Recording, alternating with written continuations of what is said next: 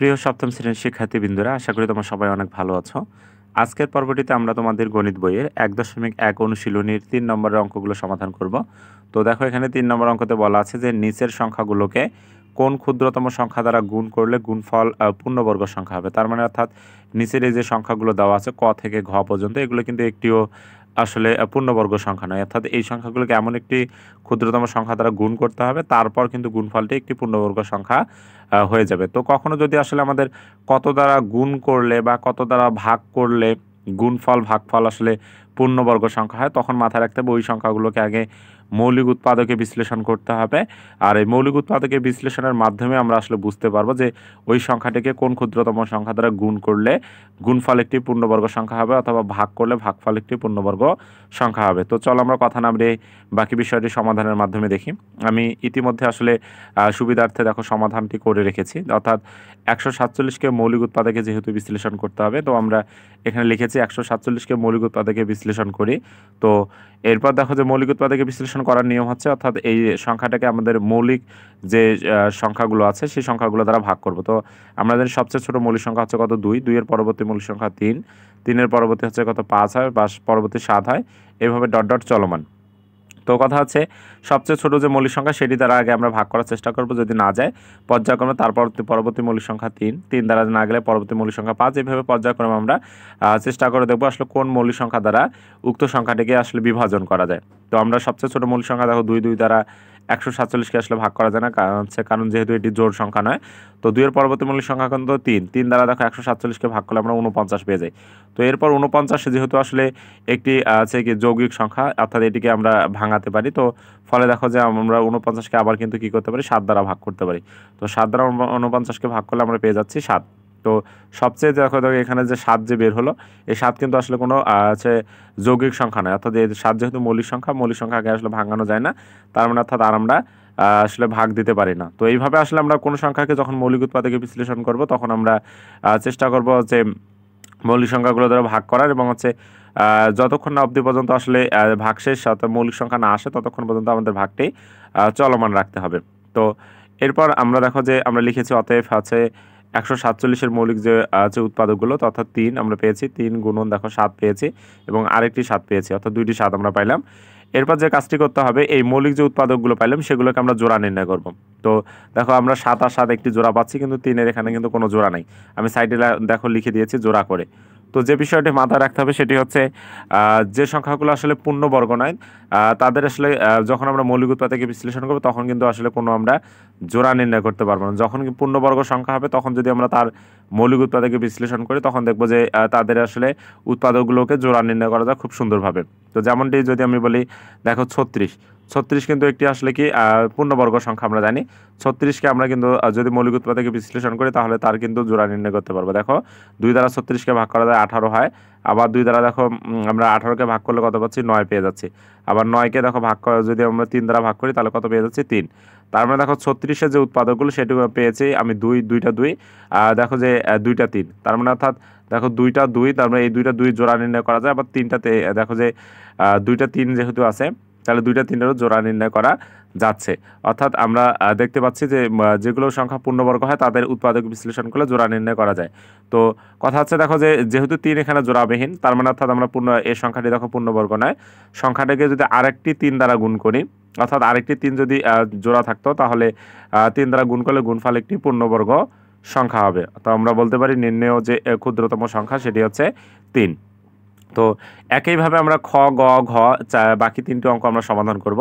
তো দেখো যে খ নম্বর অঙ্কটিতে বলা আছে আমাদের, দেখো যে ৩৮৪, এটিকে কত দ্বারা গুণ করলে গুণফল পূর্ণবর্গ সংখ্যা হবে।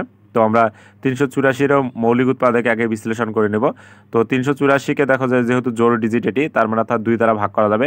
২ দ্বারা ৩৮৪-কে ভাগ করলে আমরা ১৯২ পেয়ে যাচ্ছি। আবার ২ দ্বারা ১৯২-কে ভাগ করলে আমরা ৯৬ পেয়ে যাচ্ছি।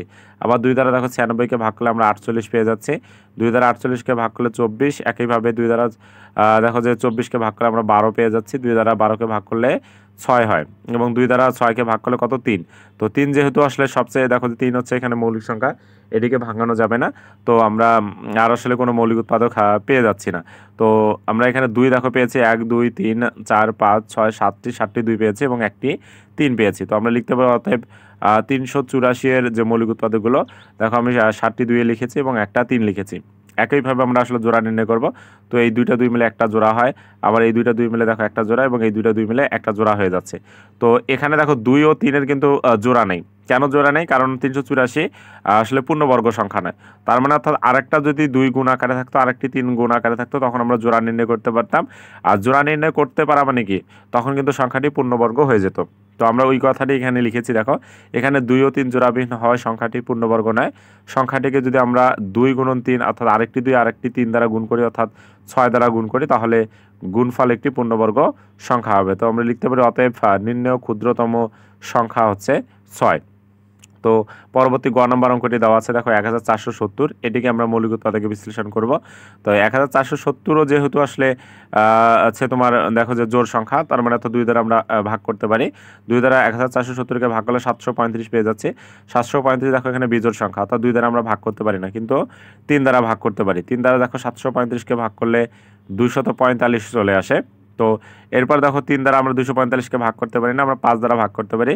5 দ্বারা 245কে ভাগ করলে দেখো আমরা 49 পেয়ে যাচ্ছি। তো 49 যেহেতু আসলে যৌগিক সংখ্যা, এটিকে ভাঙানো যায়। আমরা যদি 7 দ্বারা ভাগ করি তাহলে 7 সাথে কত 49 পেয়ে যাচ্ছি। তো আমরা লিখতে পারি অতএব 1470-এর যে মৌলিক উৎপাদকগুলো হলো অর্থাৎ কি 2 3 5 7 7। তো 2 3 5 7 7 দেখো লিখেছি, এবং এখানে যদি আমরা জোড়া করি তাহলে দেখো শুধুমাত্র 7-এর জোড়া নির্ণয় করা যায়। এখানে 2 3 5 জোড়া নির্ণয় করা যাচ্ছে না এদের, কেননা 1470 এটি আসলে পূর্ণবর্গ সংখ্যা নয়। তো আরেকটি যদি 2 গুণ আকারে থাকতো, আরেকটি 3, আরেকটি 5 গুণ আকারে থাকতো, তখন কিন্তু জোড়া নির্ণয় করা যেত। তখন হচ্ছে আমরা যে 1470কে পূর্ণবর্গ সংখ্যা হিসেবে বলতে পারতাম। তো ওই কথাটি দেখো আবারও লিখেছি আমি এখানে, যে এখানে 2 3 ও 5 জোড়াবিহীন হওয়ায় সংখ্যাটি পূর্ণবর্গ নয়। সংখ্যাটিকে যদি 2 গুণন 3 গুণন 5 সমান হচ্ছে 3 5 15, 15 2 30 দ্বারা গুণ করি, তাহলে গুণফল একটি কী হবে, পূর্ণবর্গ সংখ্যা হবে। তো আমরা বলতে পারি সেই শর্ত অনুযায়ী নির্ণেয় ক্ষুদ্রতম সংখ্যা হচ্ছে কত, 30। তো এরপর হচ্ছে আজকের পর্বটির সর্বশেষ যে অঙ্কটি ঘ নম্বর, সেটি আমরা সমাধান করব। তো ঘ নম্বর সংখ্যাটি হচ্ছে কত, 23,805। 23,805কে মৌলিক উৎপাদকে আমাদের বিশ্লেষণ করতে হবে। তো 23,805 যেহেতু বিজোড় সংখ্যা, অর্থাৎ আমরা এটাকে 2 দ্বারা ভাগ করতে পারি না। 2 এর পরবর্তী মৌলিক সংখ্যা হচ্ছে কত, 3। 3 দ্বারা আমরা 23,805কে ভাগ করলে আমরা পেয়ে যাচ্ছি 7,935।